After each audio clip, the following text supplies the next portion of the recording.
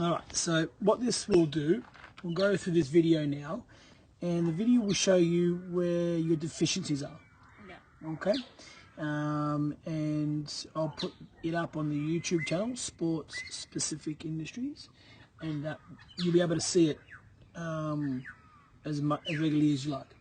Okay, so we'll go through the left side first, where we're going to go through your foot strike all the way through your knees, hips, shoulders, and then your head. And then we'll go to the same on the right hand side and see what the things we have on there we can change. Okay, so as you can see, if we focus on your feet and the placement on the floor, we're just landing on the balls of our feet. Yeah. Okay, so we need to work on that a little bit. We've got to make sure that we don't run on our heels. Okay, so when we come forward, your feet should be like a little bit further under your body than they're touching the floor. In that case, you'll be having more forward momentum. Okay, as opposed to striding out in front of you and being upright, you have to actually push forward a lot more. If you're leaning forward, then you'll be able to have forward momentum, and you'll be faster. Okay. If we zoom back out and we go back a little bit, so pay particular attention to your left leg. Okay, as it's coming in, there's a gap there. See the gap between your heel and your butt? We want to shorten that gap. Okay, so if we zoom in, so if we highlight that little area in there, okay, we want to make that gap as minimal as possible. What that does is provide more force for your knee to drive forward and then create a bigger running stride. Okay, so that there is what we want to shorten. Yeah. Alrighty, and then once we shorten that, then the whip through, so this motion there, when you're coming through there, that will be at a higher, your knee will be higher. Yeah. Okay, so if we go into this bit here, we should try and get it possibly about there. Okay. The higher we get your knee placement, the better it is. All right, and then your lower leg will obviously swing out further, and then you get from point A to point B a lot faster. Okay, so we want to get from there, and then lean it forward, and then get higher knee placement. Alrighty. Once we go forward again, arms. So as they come back, they straighten. Okay, so see how it's opening. It's nearly completely straight here. Yeah. If we keep that at that angle there, and we lead with our elbow going backwards, then you'll have less energy wasted in that movement, and then you'll have more energy being produced in the lower half of your body to then propel you forward. Okay, so you got to worry about your arms and not straightening your arms when they come back. Okay, because then when they go back, that's perfect position for your arms to be in, but you want to keep that position.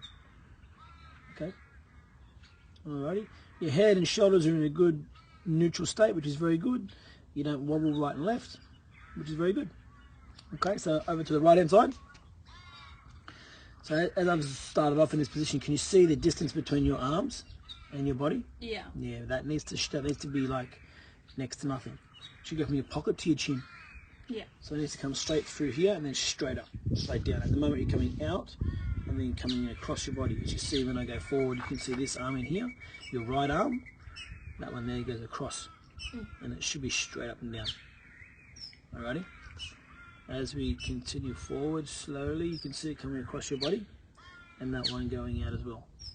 Okay, so you want to try and get those arms in. So see how it's not energy efficient yet, your running style? So that's why you fatigue a lot quicker, because you're wasting energy in different areas. Right? So if we can manufacture that over the coming weeks, then you'll be quicker straight off the bat. And then what I just noticed then, look at the right arm. The right arm comes all the way back to a straight angle. Yeah. So can you see how that happens in there? Yeah. Yeah. So we want to make sure that straight arm is bent. We want to make it bent the whole way. So where it starts there, it should end and continue to go through in that motion. Yeah. Perfect there.